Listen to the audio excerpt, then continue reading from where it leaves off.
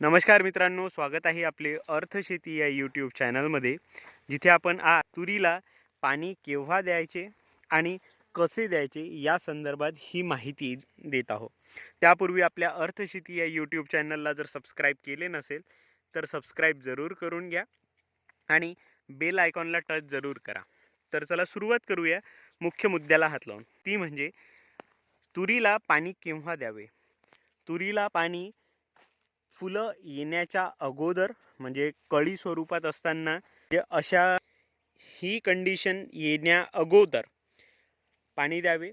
जर अशी कंडिशन असेल, म्हणजे फुलं आलेले असेल, त्यावेळेस देऊ नका, कारण सध्या आपली तूर ही स्ट्रेस कंडिशनमध्ये आहे। कारण पाण्याचा ताण दिसून येत आहे, जमिनीमध्ये मुळं खोलवरपर्यंत जात आहेत, अन्नद्रव्य मोठ्या प्रमाणात उचलण्याचा प्रयत्न करत आहे आणि जे आपण यापूर्वी खत दिलेले होते त्याचा जो रेसिड्यू राहिलेला आहे तो सुद्धा अपटेक करण्याचा प्रयत्न सुरू आहे।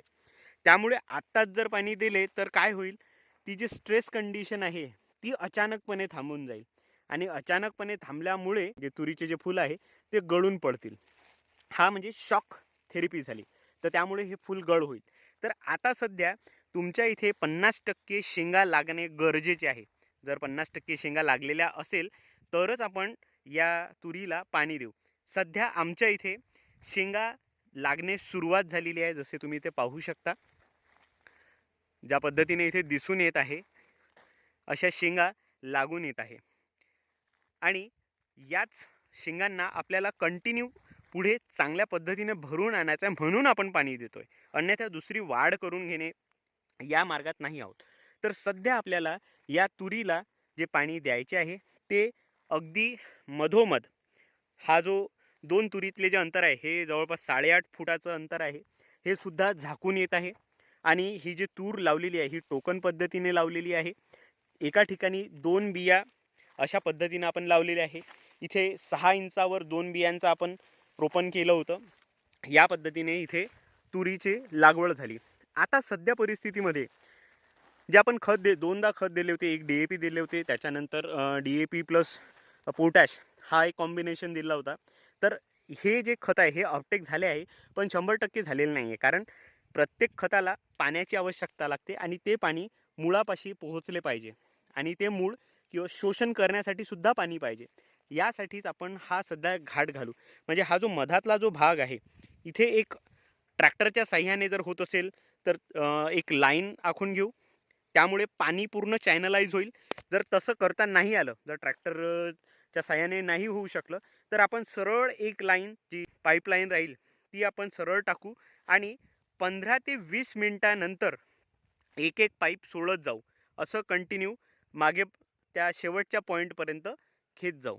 तर या पद्धतीने जर पाणी दिले 15 ते 20 मिनिटच का, कारण की जमिनीमधून पाणी पर्क्युलेट व्हायला जेवढा वेळ लागतो तो जमीन घेणारच आहे। पाण्याचा जो फोर्स आहे, आपल्या इथे 7.5 HP ची मोटर आहे, त्याचा जो स्पीड आहे आणि ते जेवढं अंतर आपण घेत आहोत त्या पद्धतीने 15 ते 20 मिनिट आपल्याला एका पाईपला लागतात। म्हणजे तो जो पॉईंट आहे जिथून पाणी निघणार आहे ते ज्या पॉईंटवर एंड पॉईंट आहे तिथपर्यंत पोहोचायला 15 ते 20 मिनिट लागतात। तर अशा पद्धतीने आपण इथे पाण्याचे नियोजन करणार आहोत। हे पाणी केव्हा देणार आहोत, फुलांचे शेंगेमध्ये 50 ते 75% रूपांतर झाल्याच्या नंतरच, त्या अगोदर नाही। नाही तर आपल्या इथले जे फुलं आहे ते ड्रॉप होण्याची दाट शक्यता आहे आणि त्यापूर्वी आपण दुसरा फवारा सुद्धा काढून घेणार आहोत।